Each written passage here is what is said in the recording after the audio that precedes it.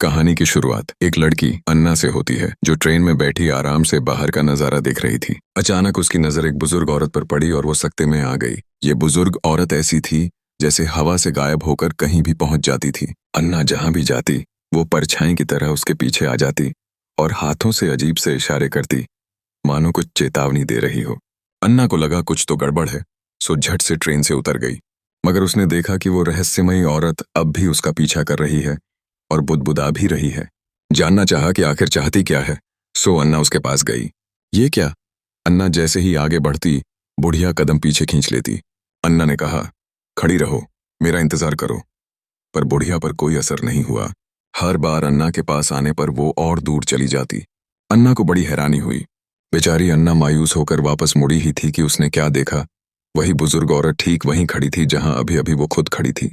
इस भूतिया औरत से पीछा छुड़ाने को अन्ना तेज चलने लगी। आधे घंटे बाद भी जब उसने मुड़कर देखा, बुढ़िया अब भी पीछे लगी हुई थी। मजबूरन अन्ना दौड़ पड़ी और किसी तरह उसे पीछे छोड़ा। अभी चैन की सांस भी न ली थी कि सामने पहाड़ी पर वही बुढ़िया फिर से प्रकट हो गई। अन्ना की तो जान ही सूख गई थी। वो तेज भागी, पर बुढ़िया तो जैसे चिपक ही गई थी। तभी सामने से पहाड़ पर घूमने आई एक आंटी आती दिखी। अन्ना की खुशी का ठिकाना न रहा। उसने भागकर आंटी से पूछा कि सामने वो बुढ़िया दिख रही है जो काफी देर से उसका पीछा कर रही है। अन्ना ने गुजारिश की कि जाते हुए उस बुढ़िया से पूछें कि आखिर चाहती क्या है। आंटी बड़े नेक दिल की निकली और फौरन उस बुढ़िया की तरफ गईं। मगर जैसे ही आंटी ने बुढ़िया से बात की, अन्ना के तो होश उड़ गए। आंटी का चेहरा दहशत से भर गया और वो अन्ना को डर के मारे देखती हुई जान लेकर भाग निकली। अब तो अन्ना बुरी तरह घबरा चुकी थी और पास के कस्बे की तरफ भागी। शाम ढलने से पहले पहले वो किसी तरह वहां पहुंच गई, पर बुढ़िया तो पीछे ही थी। डर के मारे अन्ना एक शराब खाने में जा घुसी।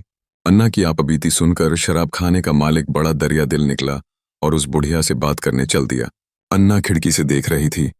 जैसे ही मालिक ने बुढ़िया से बात की, वही हुआ जो आंटी के साथ हुआ था।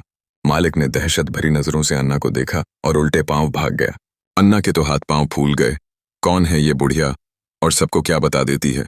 इन सब अजीबोगरीब घटनाओं से डरी अन्ना ने वहीं रात गुजारने का फैसला किया। बाहर मूसलाधार बारिश हो रही थी और वो बुढ़िया सारी रात भीगते हुए वहीं खड़ी रही। अन्ना को लगा था अंदर सुरक्षित है, मगर सुबह होते ही मालकिन ने उसे बाहर निकल जाने को कहा। उसका पति कल रात से गायब था, फोन भी नहीं उठा रहा था और वो इसका दोष अन्ना को दे रही थी। मजबूर होकर अन्ना शराब खाने से निकली, लेकिन बुढ़िया तो अब भी पीछे लगी हुई थी। परेशान अन्ना अपनी सौतेली माँ के पास गई और सारा किस्सा बता दिया। सौतेली माँ को बड़ी हैरानी हुई। जब उन्होंने बाहर बुढ़िया को खड़ा देखा तो एक तरकीब सूझी। वो मोबाइल पर बात करती हुई बुढ़िया के पास जाएंगी ताकि अन्ना सब कुछ सुन ले, और चूंकि वो उसकी माँ है उन पर कोई असर नहीं पड़ेगा। मगर जब सौतेली माँ बुढ़िया के पास पहुंची, अन्ना के फोन का सिग्नल गायब हो गया और आवाज साफ नहीं रही। अन्ना को कुछ ठीक न लगा और वो माँ को वापस बुलाने लगी, पर तब तक देर हो चुकी थी। माँ के चेहरे पर भी वही दहशत छा गई और वो तेजी से भाग गई। जब अन्ना भागकर सड़क तक पहुंची तो उसे दूर बुढ़िया दिखी, लेकिन माँ गायब थी। तभी उसकी नजर एक गाड़ी पर पड़ी जो उसके पास से गुजरी। अंदर उसकी माँ बैठी थी, आंखें बिल्कुल ठंडी। अन्ना भागी भी, पर गाड़ी का मुकाबला पैदल कैसे करती। घर लौटकर अन्ना ने माँ को बहुत फोन और मैसेज किए, पर जैसे वो गुम ही हो गई थी। अगले दिन जब अन्ना सामान लेकर घर पहुंची तो ताले तक बदले जा चुके थे।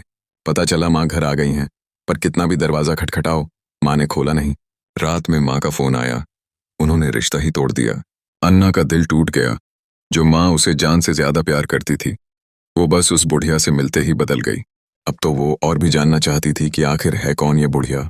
जब कोई रास्ता न सूझा तो अन्ना एक अलौकिक संस्था के पास पहुंची। वहां की एक औरत ने उसे ढांढस बंधाया और भरोसा दिलाया कि वो इस भूतिया औरत का राज पता करेंगी। उनके साथियों ने दूर से बुढ़िया की तस्वीरें खींची, मगर अजीब बात यह थी कि सब तस्वीरें धुंधली थीं।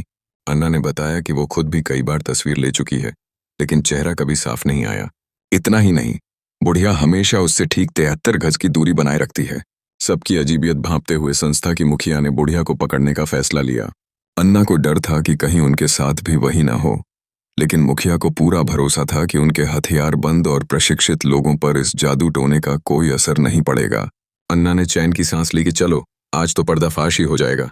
मुखिया के आदेश पर गाड़ियां बुढ़िया की ओर बढ़ीं, लेकिन ये क्या, सारे हथियारबंद लोगों ने हथियार नीचे रख दिए और सबके सब मुड़कर अन्ना को ही ताकने लगे।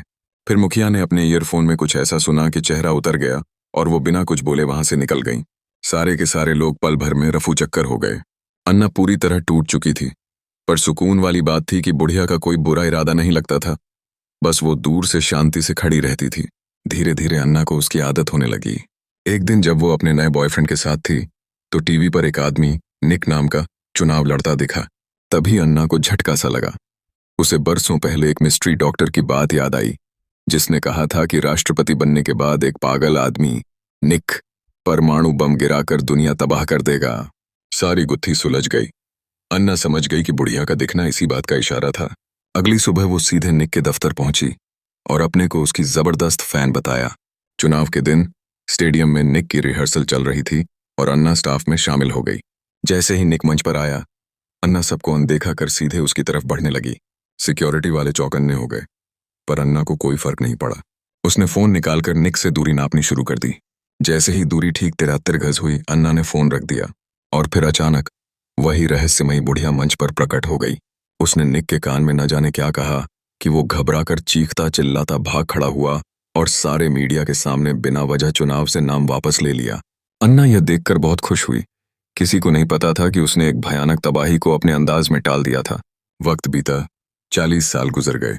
जवां खूबसूरत अन्ना अब खुद बूढ़ी और बालों में चांदी लिए एक बुजुर्ग औरत बन चुकी थी, मगर उसका पीछा करने वाली बुढ़िया आज भी वैसी ही उसके साए की तरह थी। हालांकि अब अन्ना को उसकी आदत पड़ चुकी थी। कुछ और बरसों बाद जब अन्ना की जिंदगी का चिराग बुझने को था, तो एक रात उस अस्पताल के कमरे में उसने देखा कि जिंदगी भर 73 गज की दूरी बनाए रखने वाली वो बुढ़िया अचानक उस दूरी को तोड़ते हुए उसके बिल्कुल पास आ गई थी। अन्ना ने जैसे ही उस रहस्यमयी औरत का असली चेहरा देखने की कोशिश की, उसका पूरा जीवन उसकी आंखों के सामने घूम गया। तस्वीरें रुकीं तो वह एक वीरान जमीन पर पहुंच गई और उसने वहां अपनी जवानी और उस मिस्ट्री डॉक्टर को एक साथ देखा। तब जाकर उसकी आंखें खुलीं कि जिस बुढ़िया ने सारी उम्र उसका पीछा किया, वो और कोई नहीं, खुद वही थी। उसे तो ब्रह्मांड ने इस अनंत चक्र के लिए चुन लिया था, ताकि वो अपने ही छोटेपन की अन्ना का मार्गदर्शन करे और दुनिया को बचा सके।